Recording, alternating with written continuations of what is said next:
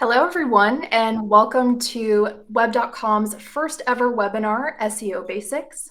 My name is Chantel Johnson, and I am a brand and social media manager here at Newfold Digital. And I'm B. Garza, social media specialist at Newfold Digital. Today, two of Newfold Digital's best and brightest subject matter experts are here to demystify search engine optimization, better known as SEO.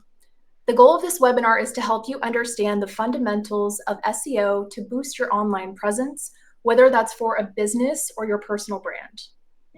First, I would like to introduce Alicia Pringle, Senior Director of Online Marketing at Newfold Digital. With more than 18 years of SEO experience, Alicia thrives in creating compelling content, is passionate about developing effective digital marketing strategies, and is experienced in leading large digital marketing teams. We are also joined by Carolyn Shelby, Principal SEO at Yoast and an international speaker and trainer. Carolyn has developed a career spanning 3 decades in digital marketing. With a passion for technical SEO, Carolyn has helped businesses of all sizes, from Fortune 100 down to solopreneurs, maximize their organic SEO performance. This webinar will last roughly 45 minutes with an extra 15 minutes at the end for questions. So if you're watching this live on Crowdcast, feel free to navigate to the right-hand side of your screen and add your question to the dedicated Q&A section.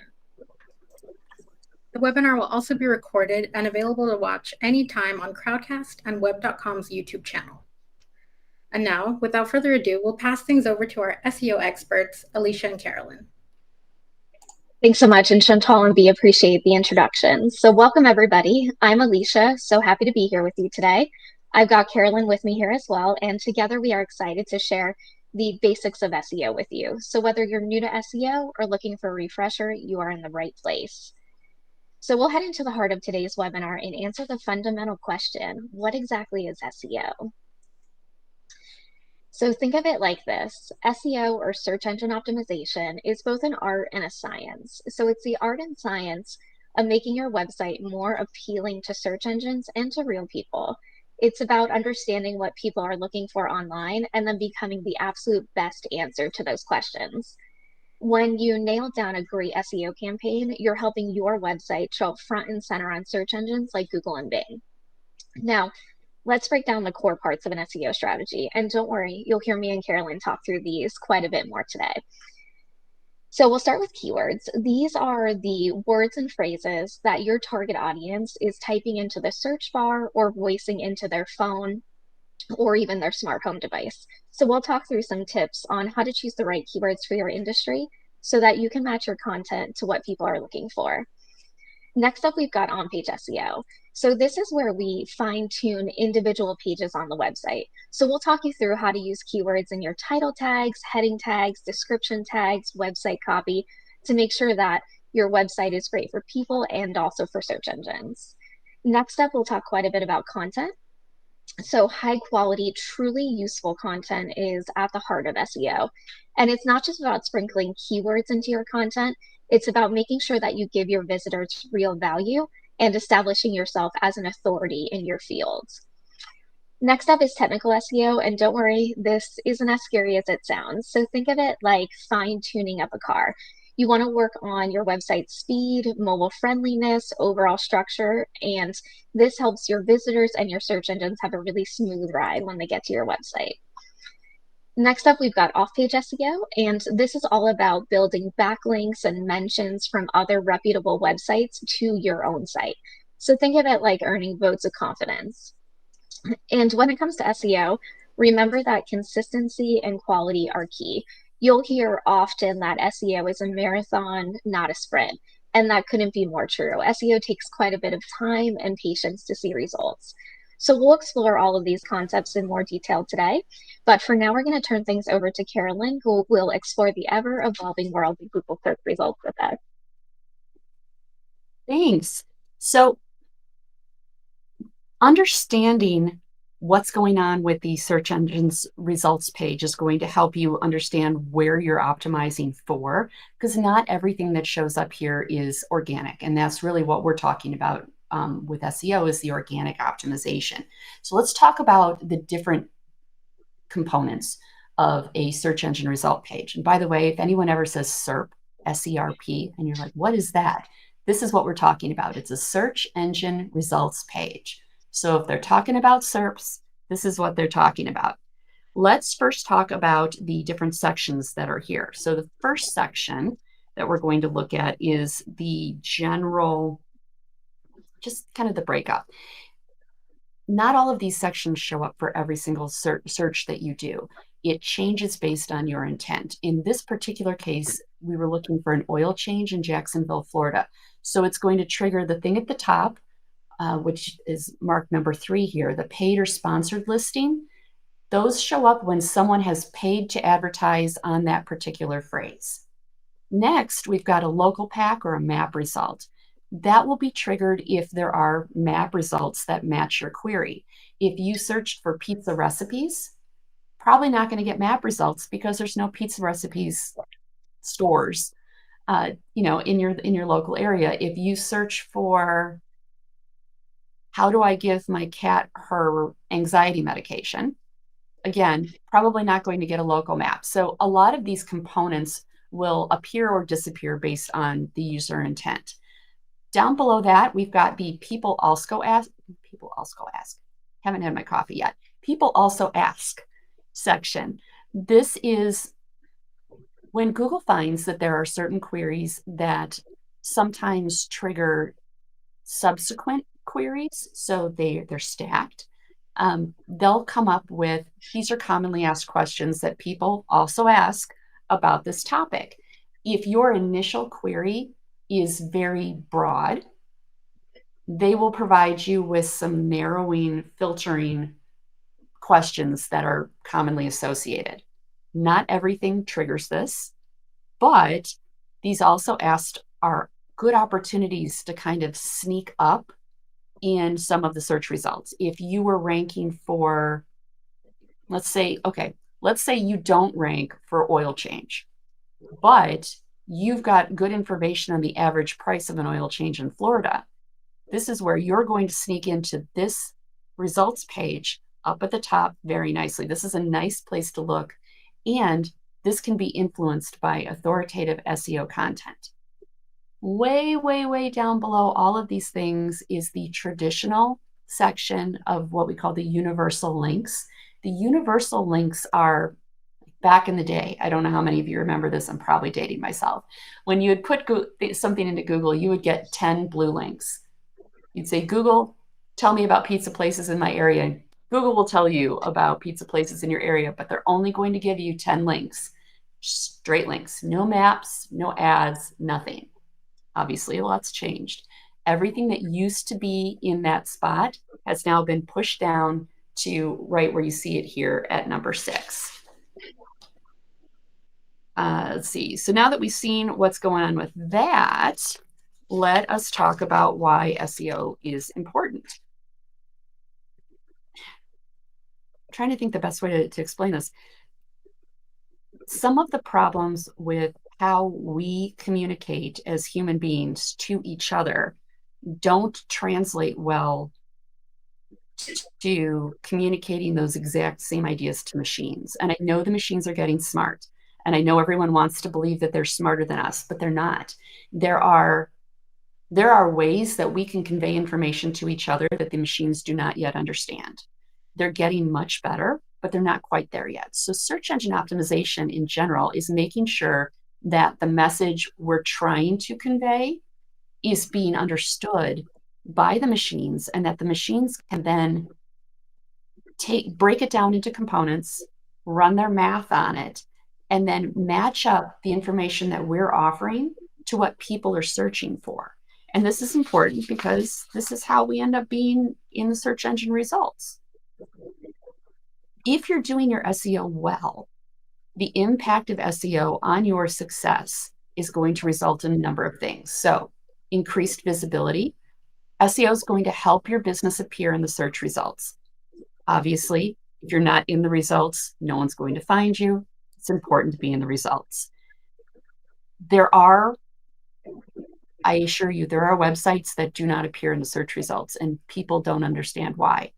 It could be something technical. It could be a mistake in the launch of the website. Someone could have left a box ticked that said block search engines.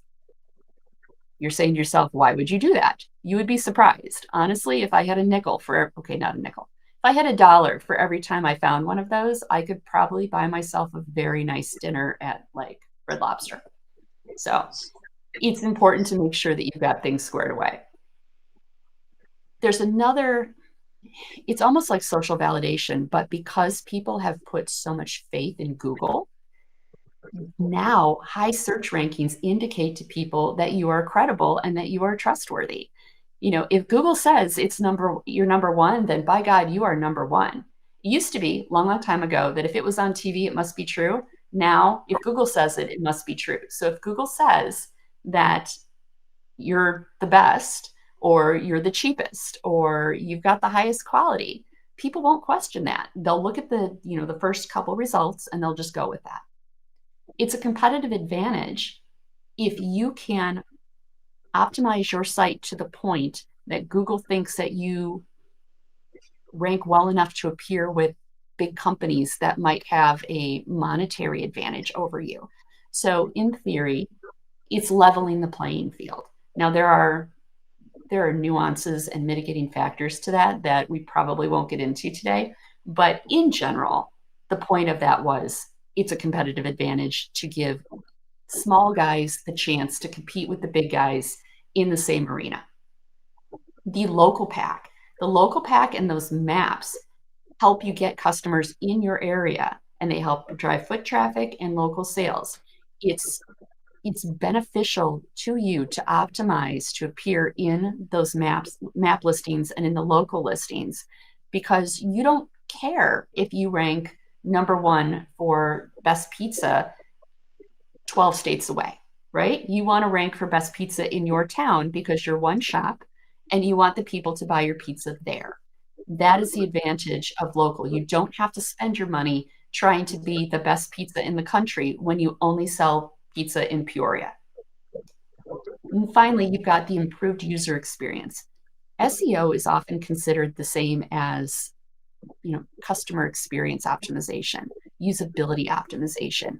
Good SEO and good usability, good accessibility, good customer experience, they're pretty synonymous. If you're doing your SEO well, you're also doing those things pretty darn good too. So you can see it's a tool that's vital for business. It's going to help increase your visibility, build your credibility, make you competitive, especially against people that might have a longer time in the industry, are more entrenched. It's a playing field leveler. So now that we know that, let's get into some tactics, shall we? Sounds good. So Carolyn has certainly convinced me why I should do SEO. Let's put a thumbs up in the chat if Carolyn's convinced you too. And I think we're ready to start optimizing. So let's head into our first tactic, which is my favorite area of SEO, keyword research.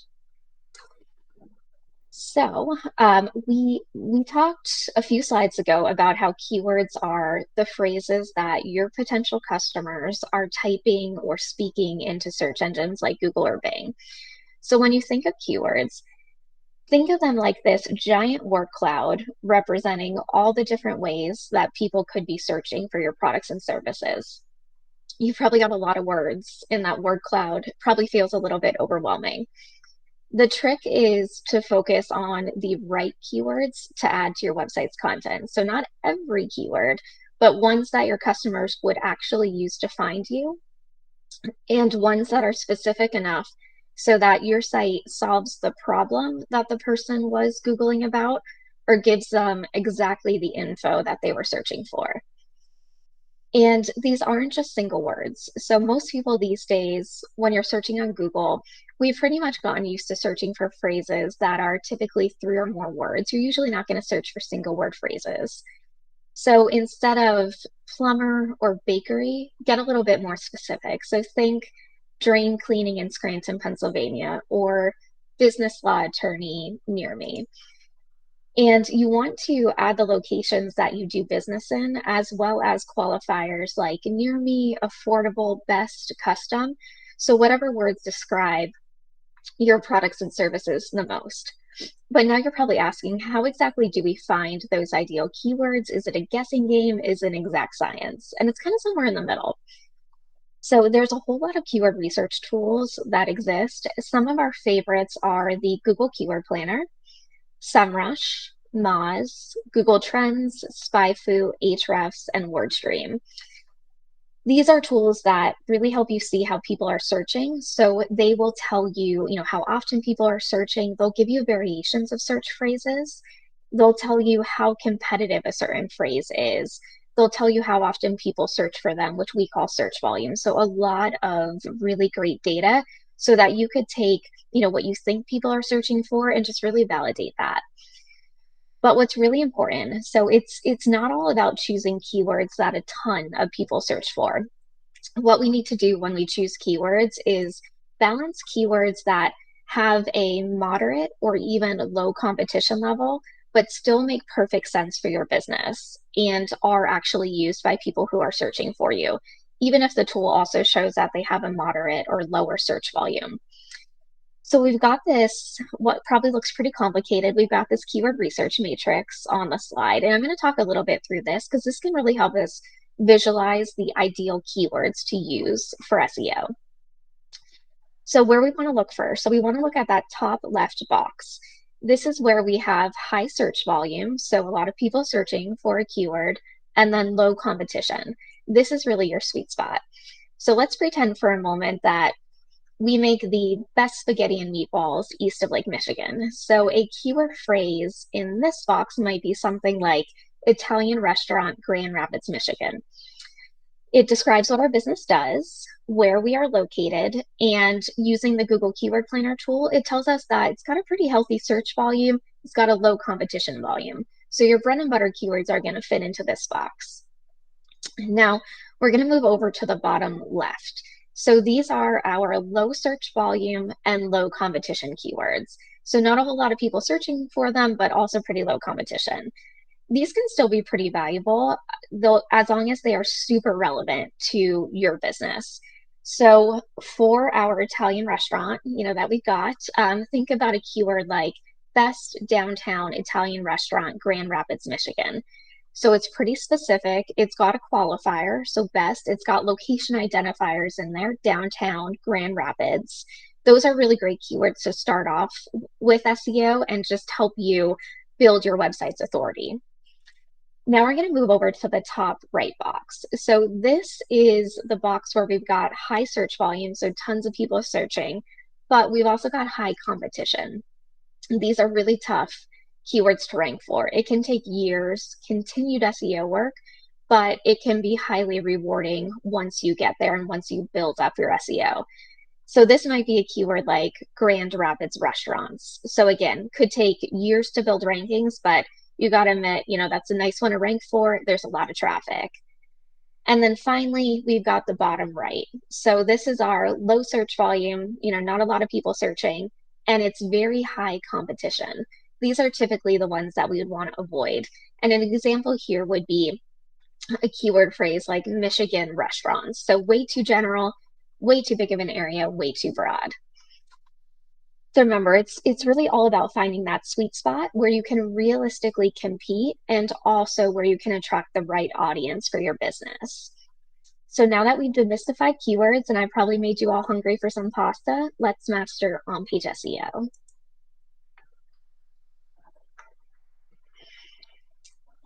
Okay. All right, so we are here to make you even more hungry. I've got some chocolate donuts that you could see here this time. So you've got your keywords, but you're probably asking yourself, what exactly do I do with them?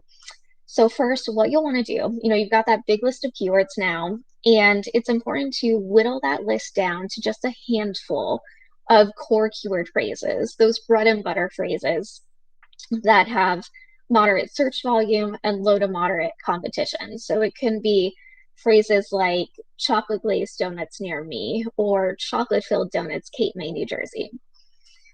Then you'll place those keywords in key spots on your website pages. Now, don't worry, Most modern website builders have an SEO settings section or areas to place these in, and we'll convert them over to HTML code for you. So they'll take care of that.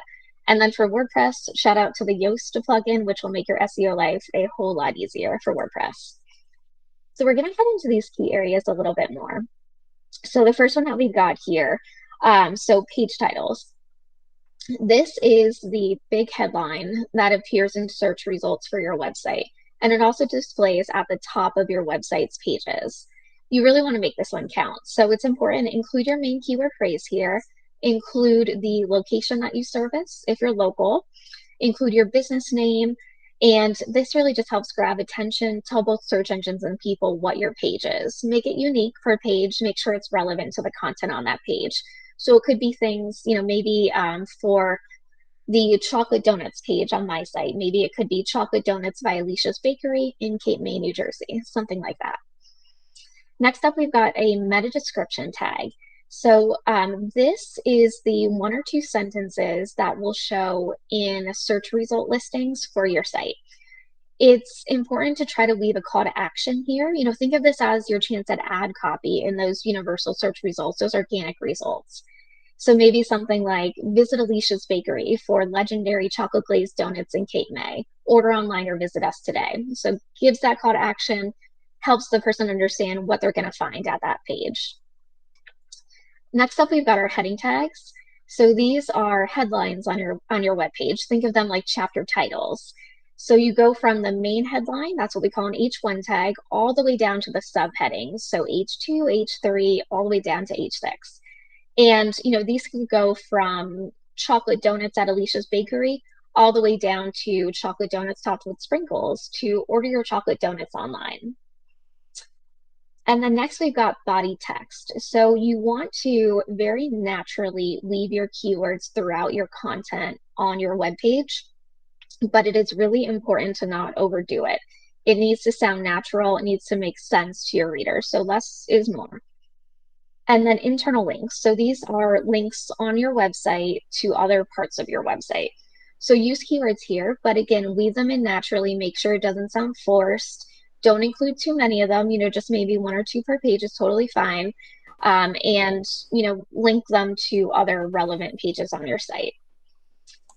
Now, adding keywords to your website's content is important, but just remember, it is not the be-all and end-all of SEO.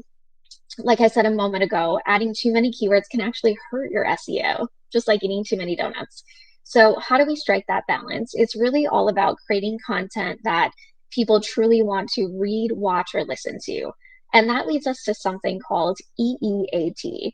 Unfortunately, our SEO campaign isn't edible, but EEAT stands for experience, expertise, authoritativeness, and trustworthiness. These are the quality that Google and also your audience look for in high quality content. So, for Alicia's Bakery, I would probably want to think about content that talks about the long history of my donut making business, how I got into it, maybe awards, those bake-off certifications that I've earned, all those rave customer reviews that I've got, maybe some FAQs on what exactly, what are the ingredients that goes into my donuts, resources for how people can come to my shop and buy them or order online, all of that type of info. Now, we're going to talk a little bit more about crafting great content. So Carolyn is now going to show us how to create that content that really satisfies your audience's craving and keeps people in search engines coming back for more. Thank you. So, creating quality-driven SEO content. There are many studies that have been done on this. There's tons of text, lots of places to learn great stuff. The TLDR is less is more, and you want to focus on quality. And it's okay if you haven't heard about this, but there was a big deal a few months ago called the helpful content update, where Google went through and they deranked a lot of sites that had been pumping out content that had great keywords in it, but the content wasn't telling people anything new. So the goal there was to take a lot of the spam and junk answers out of the search results, and they did that by getting rid of them, really. There was a trend where people would say, okay, these are the contents this is the content I need to write to support my topic. And they would just churn out blog post after blog post after blog post with the right keywords in it. And it probably said perfectly reasonable stuff. The problem was lots of other people have already said the exact same reasonable stuff. So focus on high quality content, great keywords, excellent practices, but content that is useful to your reader. Think about what your user wants to know, what questions they have, and answer those questions. Where are you located? Is there gluten in your donuts? What is your baking process? Is it sustainable? There's lots of different ways that you can make these types of topics relevant to your business. So answer people's questions, provide useful information, and you don't have to worry about getting hit by the helpful content update, which has now, by the way, been merged into Google's core algorithm. So they're constantly going through content, making sure that the content that they're serving up to people is useful and not just written to satisfy the search engine's desires. And this goes into understanding your audience. You really have to put yourself not in the shoes of the person selling something, but in the person looking for what you're selling. Be your user. What questions are they going to ask? Answer those questions. What concerns are they going to have? Address those concerns. Really take some time to think about your audience, put yourself in their shoes, and write to satisfy their needs, and you will do better in SEO. Because really what it boils down to and what Google wants you to know is that they want a good user experience. Things that are going to create a good user experience are going to be rewarded in the search engine results. And that's just the way it is. The best practices that you need to follow, if you remember nothing else, remember, don't cheat. If you have to cheat or you have to do tricks with your SEO to perform better, your content's probably not that good. Anytime you have to cheat to get ahead, you have inferior quality to start with. So don't cheat. Write clearly, use your keywords, I wouldn't say liberally, but I would say assertively. So you use your keywords assertively. Here's the thing. So classically trained writers, people that went to journalism school, people that were maybe English majors, they have an internalized phobia of repeating the same word too many times or using the name of a thing when they don't need to. They have a tendency to say, my product, and then show you a picture of the product. And they'll say, well, I don't need to say the name of the product over and over again because the user can see the product and the user knows the product's there. The problem is the search engine and the human user are not the same. You do have to say the name of your product if you would like to rank for the name of your product. You have to say the name of the thing that you're talking about occasionally in your text. I can think of an example where a very large car site, I want to say it was one of the Blue Book site, something like that, did this beautiful document on Ford Mustangs. And it should have ranked really well because it was a huge site, had lots of links. It was wonderful. The problem was they didn't say Ford Mustang in the text, like ever. They called it a Stang. They called it a pony. They had 12 different slang words that car people use to talk about the Mustang, but they never said Mustang on that page. And guess what they didn't rank for? Mustang. Sometimes it's as simple as that. You have to make sure that the best practices are covered, and the best practices include say the name of the thing you want to rank for. Don't keyword stuff. Have good technical foundations and write content that's going to be helpful to your user. Can you use AI copy assistance? Absolutely. People think, oh no, Google's going to penalize AI. They're not going to penalize AI. The secret is Google can't really tell the difference. What they can tell is if it's content that's already been written, so you're not adding any value to it, or if it's wrong, because sometimes AI can make guesses. AI doesn't know how to say, I don't know what the answer to this question is. It makes stuff up. It is very convincing. It is like the ultimate mansplainer. It will tell you exactly what that answer is, even though it has no idea what that answer is, and it is super convinced it knows. Oversee what you're asking that AI to do. Read it, make sure it sounds like you. Make sure that the words that it's using are words you would use or words your user would use. Make sure that the AI is doing what you need it to. Don't just accept what it gives you as being superior to what you do, because then you are ceding our power as humans to the machines and humanity is doomed, and I will blame you for it. And finally, you want to make sure that your content is engaging and readable. Engaging and readable content is not too long. People like to skim, uses words that people find relatable. If your audience are all PhDs, you feel free to write like a PhD. If your audience is largely people that aren't into reading 17th century literature, maybe make your sentences shorter. Again, you want to focus on what your user is expecting. So write for the user, answer their questions, entertain them, figure out what they like. If your user audience is largely dog owners, use dog metaphors, make dog jokes. Don't make cat jokes if you're trying to sell dog food. It's think about your user and you will do better. So let's get into the non-content aspects of things, which is technical SEO. Technical SEO is something that people don't necessarily like to spend money on or like to spend time on because they don't really understand it. And sometimes I think that it's like when you're remodeling a house and you have to rewire the house, and that rewiring is going to cost a lot of money, you're mad and you don't want to do it because you can't see it. It's not pretty. A lot of technical SEO is stuff you can't see. It's the wiring in your house. It's the insulation behind the walls. It's a new roof.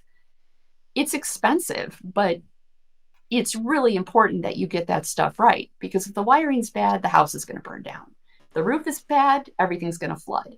You have to make sure that those technical underpinnings are in good shape, or all of the beautiful decorations you put in your house are going to get wet or burned up. So what's technical SEO? It's your structure. Is your website easy to navigate? Is it navigable by the bots? That's a tricky one that not everybody, it's not necessarily easy for the average person to figure out. That's one of those problems where if everything else is right and you can't figure out what's wrong with your site, have a professional look at it to figure out if there's something seriously obscure and technical that is preventing the bots from crawling your site. But clear URLs. The URLs are the address of your content in the search bar, making sure that you're using good keywords for that.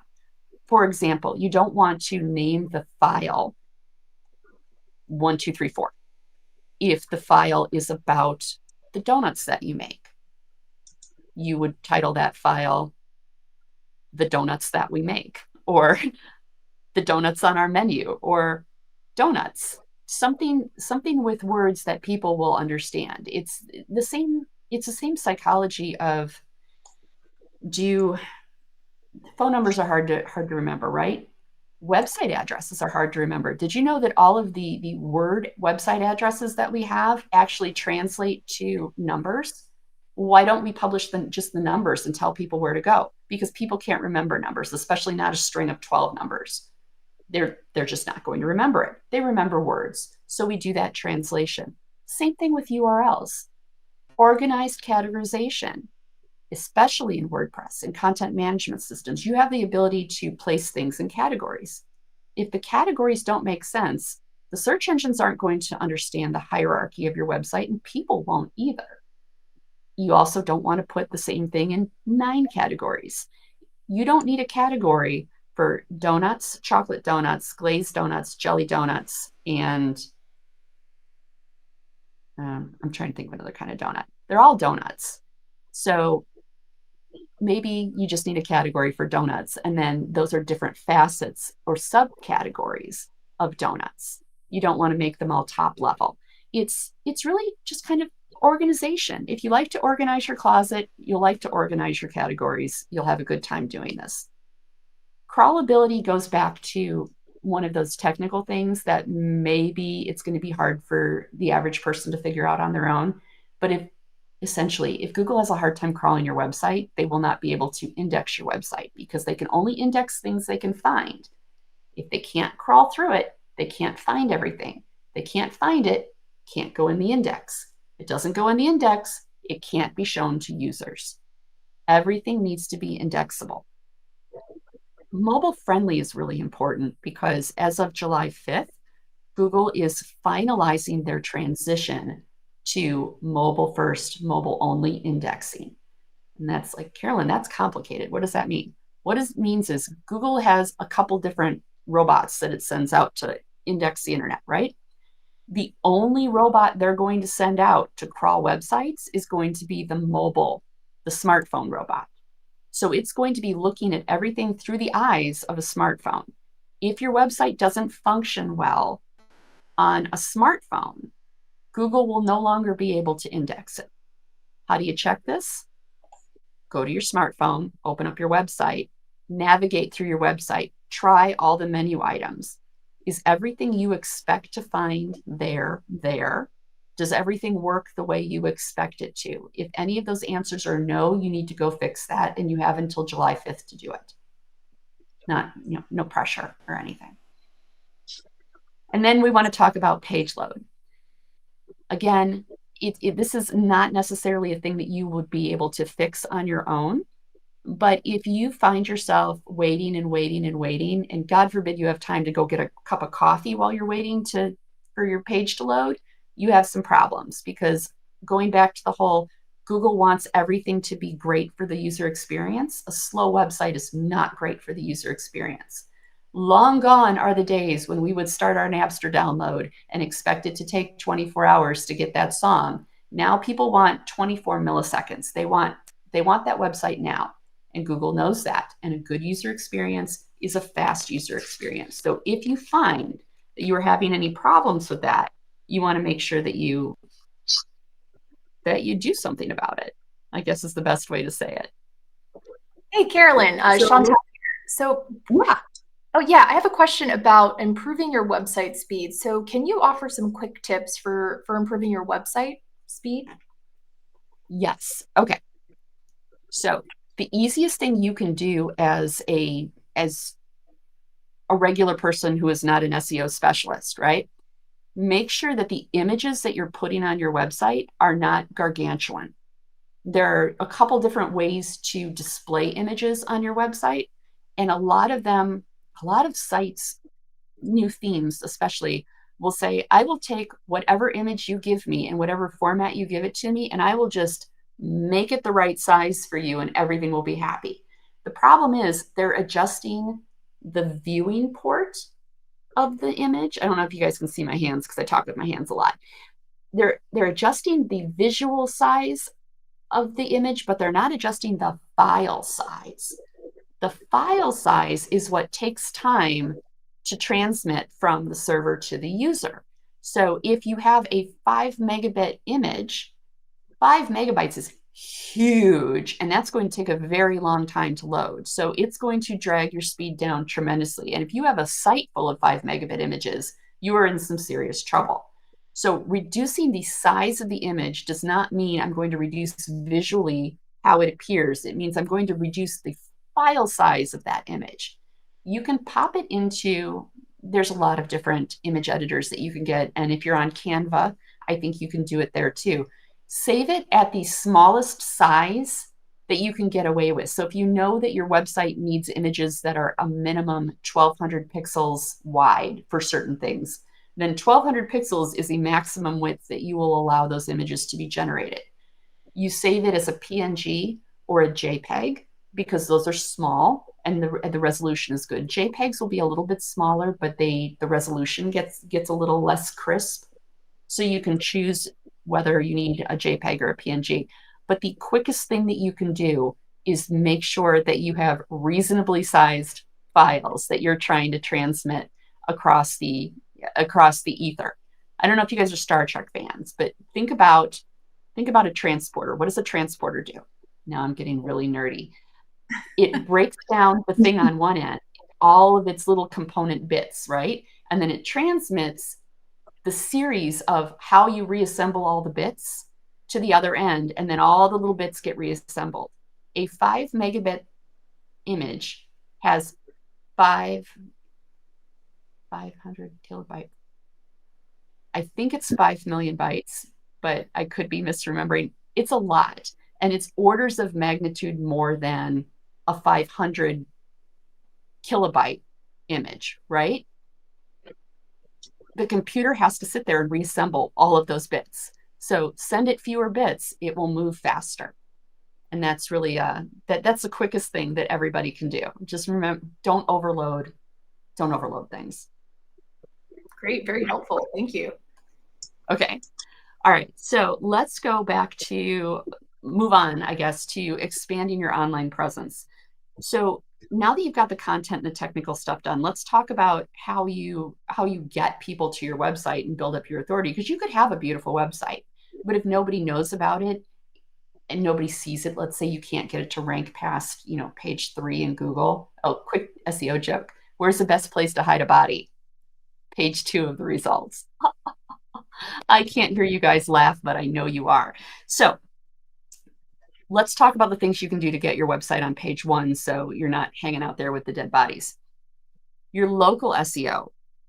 If you have a local business, a business with a local presence in a defined area that you serve, so you're not national, you're not global, you're Peoria, right?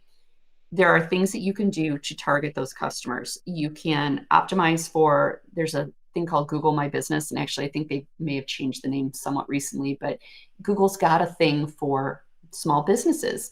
Take advantage of that. Any tool they offer that you can optimize it.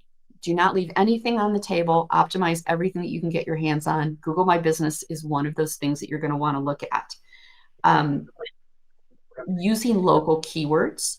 So if you only serve Peoria, you want to make sure that you say Peoria. If you're on the west side of Peoria, and I don't even know if that's a thing, you would put West Peoria into your keywords. You want to be as unambiguous and not vague as you can be when it comes to these keywords. Google doesn't understand nuance. So you have to be clear when you're talking about something. If you sell filters, you have to tell Google what kind of filter you sell, or you're going to be competing against all kinds of filters. Do you sell cigarette filters, spam filters, vacuum cleaner filters, air filters for air conditioners? There's lots of different filters. There's lots of different everything for everything. So be clear and unambiguous in your language and your keyword selection. Make sure that you're getting into your local business listings.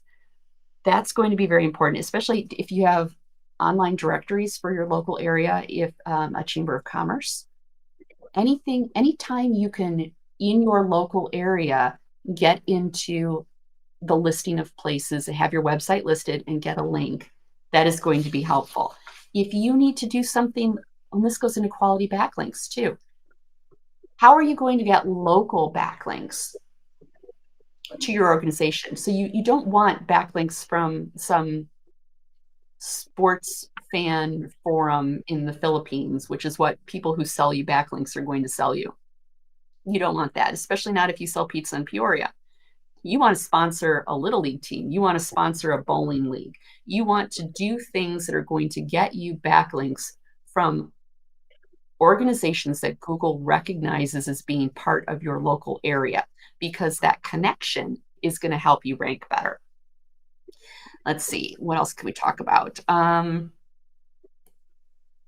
Establishing your website as an industry leader is not necessarily something you need to do if you sell pizza, but if you are a consultant, if you are in a business where it would be beneficial to be viewed as an industry leader or a thought leader or someone who is, setting the tone for the industry, this is where content creation is going to come into play. So maybe you are writing blog posts, maybe you are writing opinion pieces.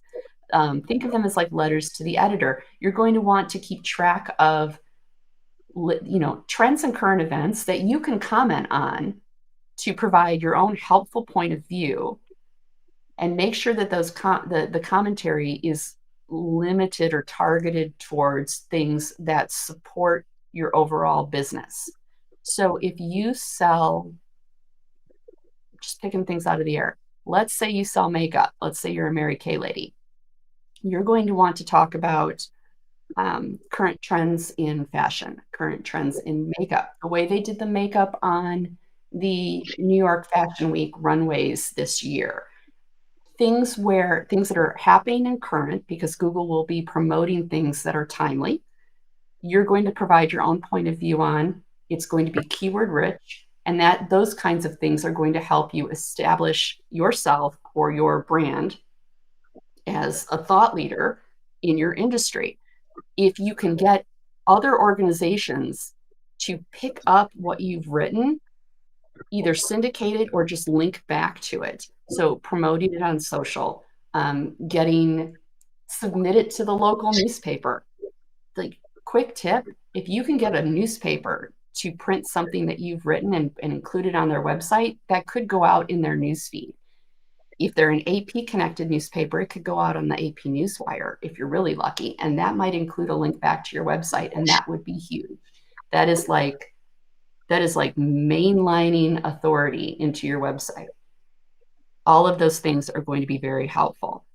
And actively engaging with your people, your community. So on social media, if you have a presence, you share out the content that you've written, and you invite people to engage with you, and you get them to comment or to like or to talk about it, because all of those signals amplify your reach. You amplify your reach, you get more people to communicate with you. It's all going to work out, I think, for your benefit. And all of that should result in increased traffic.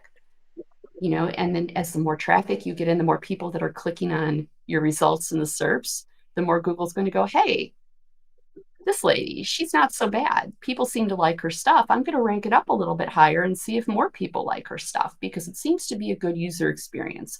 And the feedback that we're getting is that this is a good user experience. So that is, in a nutshell, how you would go about doing it. Sounds good, Carolyn. Yeah. Okay. So I don't know about you all, but I could listen to Carolyn talk about SEO all day. Thank you, Carolyn. That was excellent. So we're going to move on now into what exactly do we do for our first steps with SEO. So what we're going to do here is talk about how to take all of that SEO theory that Carolyn just walked us through. How do we put that into action? So we've got a little bit of a checklist.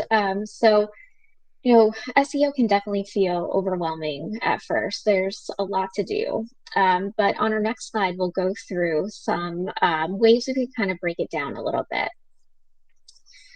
So one of the first things to do is to really take advantage of all of the free and paid SEO tools that are out there. There's some really fantastic tools. So Google Analytics, Google Search Console, they are, your two must-have free tools. You connect them to your website. They give you a lot of great insights into how your website traffic is doing, where that traffic is coming from, what visitors are actually doing once they get to your site. And then Google Search Console also makes sure your site is in good technical health. So giving you reassurance and confidence on some of those technical SEO concepts that Carolyn talked through. Then there's tools like Yoast, SEMrush, Ahrefs, Moz, WooRank, so many more that offer both free and paid versions. So these are tools that can help with keyword research. They can help with optimizing your website content. They could show you what websites are linking to you. They could show you how your website's keywords are ranking. Their paid versions will offer even more features. So think like website audits, personalized SEO guidance, competitor analysis tools, so much. So definitely use those to your advantage. Now, SEO time commitment. So you've heard us talk a little bit about this throughout our slides. SEO does require consistent effort and dedication, and it can take several months to even start seeing SEO results. So it is that long game.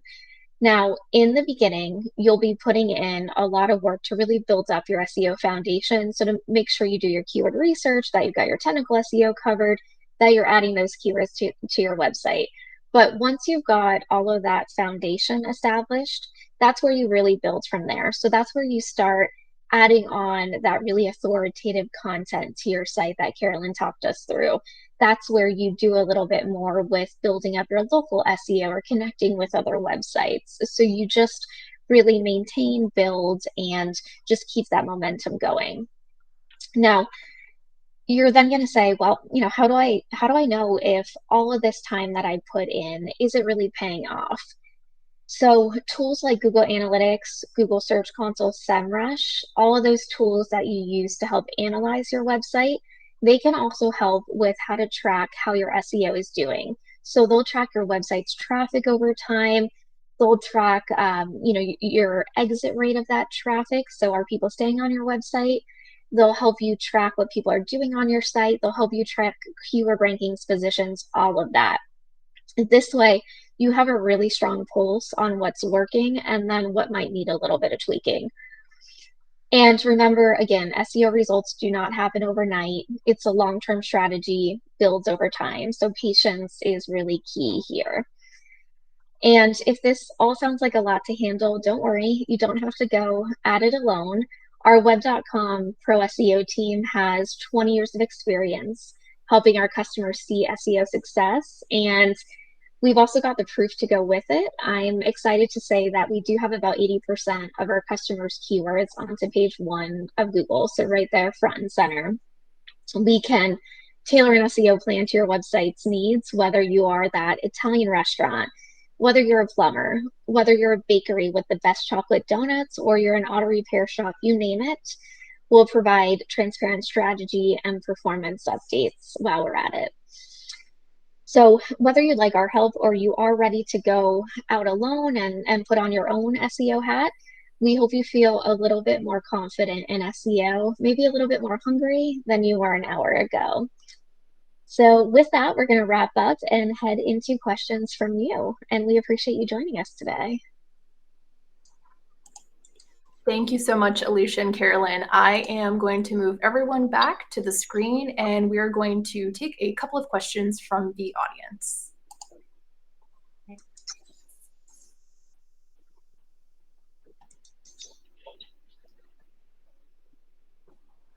All right, so we're going to start with Morris. Morris is asking, how does a search engine come to notice a brand new website?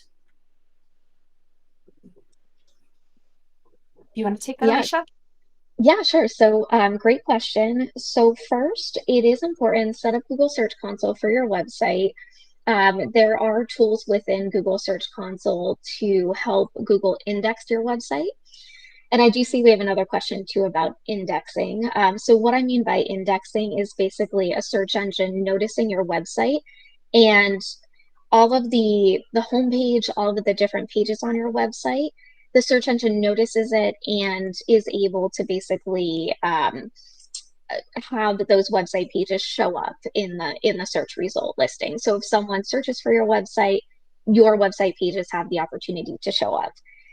Now, once you've got your site set up with Google Search Console, from there, it's all about crafting that great quality content on your website. So make sure that you've on your homepage, on your interior pages, you've got content that makes sense, that you've got content that reflects your services, your products, what you do. Then, start with Google My Business, start getting links from other websites. Of course, do it in, quality, like in a natural manner. Carolyn was talking about, making sure that the websites that you network with to link to you, that they're relevant to your industry, that they're in your that they're around your location, that they make sense for what you do. It's really just all about, getting that website content on your site, getting those links. This all helps search engines start to see you and feel more confident that your site is the right site to show for someone's search that's relevant to your site. if you've got a brand new site and you're trying to make sure that the search engines see it, so in addition to getting your Google Search Console account set up and maybe Google Analytics, try sharing your URL to places. Make an announcement on LinkedIn and include a link to your website. Make an announcement on Reddit and include a link to your website. Make an announcement on Twitter. Any place that you know that Google can see, get your URL out there. So Google's like, hey, this is a URL I haven't seen before. I'm going to go check it out. Once they get in the habit of checking it out, they'll keep coming back. So make sure you've got content there for them to look at. Make sure you have good internal linking. But initially, just make sure they notice your URL. So make those announcements on social media. Get people to link back to you. Google will see your website. Sounds great. Yeah, and Alicia, you took the keyword and the indexing. That is good to go. Any more questions from our audience? Feel free to pop it into the chat. We have a couple more minutes here, about 4 more minutes roughly. So any questions you might have, we have our experts here with decades of SEO experience. If you have any last minute questions, feel free to pop them in. I am certainly hungry for chocolate donuts now. Thank the two of you. I know those pictures. I'm definitely going to get a donut shortly. Mm-hmm. Almost lunchtime on the East Coast. Me too. Okay, no more questions. Well, feel free to, we're going to send a post-webinar email with some information, recording. So this recording will be available on Crowdcast in addition to the web.com YouTube channel. So feel free to take a look at that, send us any questions in that email. If anything kind of comes to you after the webinar, we certainly enjoyed having the two of you, our experts at Newfold Digital, telling us anything and everything about the basics of SEO. So thank you very much. And thank you to everyone in the chat for taking the time to attend. We will see you again next time. Thanks so much. Appreciate it. All right. Thanks, everyone. Take care. Thanks.